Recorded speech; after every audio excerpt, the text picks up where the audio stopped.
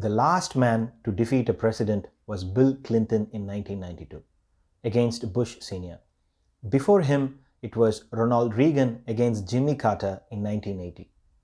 The one common thread that connects Democratic nominee Bill Clinton and Republican nominee Ronald Reagan, apart from defeating the president, is this: both of them raised more money than the president.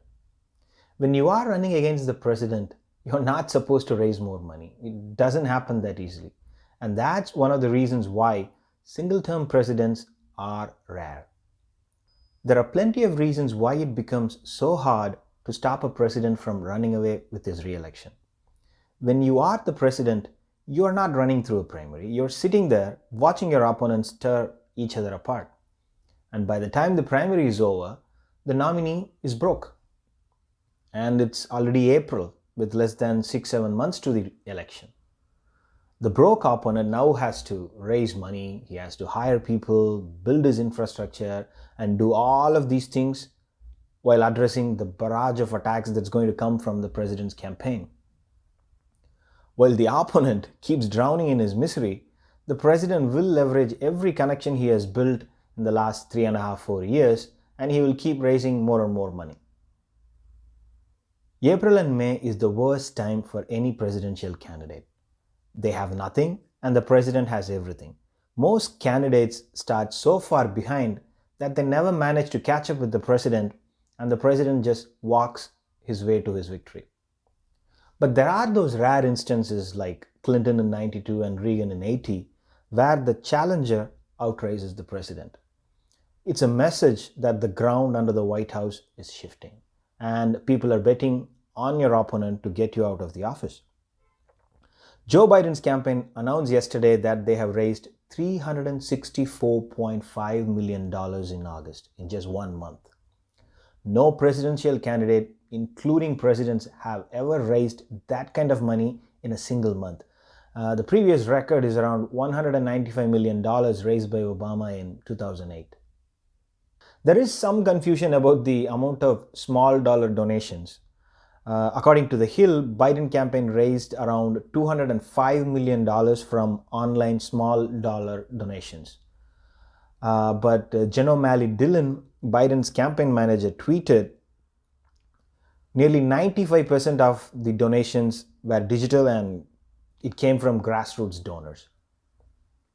And that places small dollar contribution at around a staggering $346.75 million. Okay, so either way, it might be 205 million as The Hill says, or 346 million as Biden's campaign manager says. That's a massive sum of money. And we cannot look at it just as money. It's actually a vote. It's a vote for action, and it's a massive one. And it's as much as it is for Biden, it is also against Trump. Donald Trump, the law and order president who broke the law repeatedly during the Republican National Convention, is going to be the first president in 28 years to be outraged by the opponent. Trump campaign will now be calling every donor they can and mail every email address they have recorded asking for money. They have to close the gap. See, because it's not only dangerous to fall so far behind your opponent at this stage of the election, the gap will further erode the confidence of the president's donors, pushing him further back in September and October. So Trump campaign will be doing everything they can to get closer to Biden's numbers, but the amount is so huge that it will be very difficult to catch up. So that's one more incumbent advantage that is now out of the window. This election is not over, folks. It's a great quarter, but there are still 2 more quarters to go. The race will now start to tighten up a bit. Biden has held a strong lead over Trump since the day he became the presumptive Democratic nominee. The gap between him and Trump will tighten now and stay tight until the first presidential debate, and then it will either start expanding or tighten further. For now, Trump has successfully maneuvered his way out of the coronavirus news cycle. But it is a false positive for the president because his administration has not yet contained the virus. The longer this virus remains alive, death toll will keep increasing and people will feel the impact on the ground every time they get out of their house.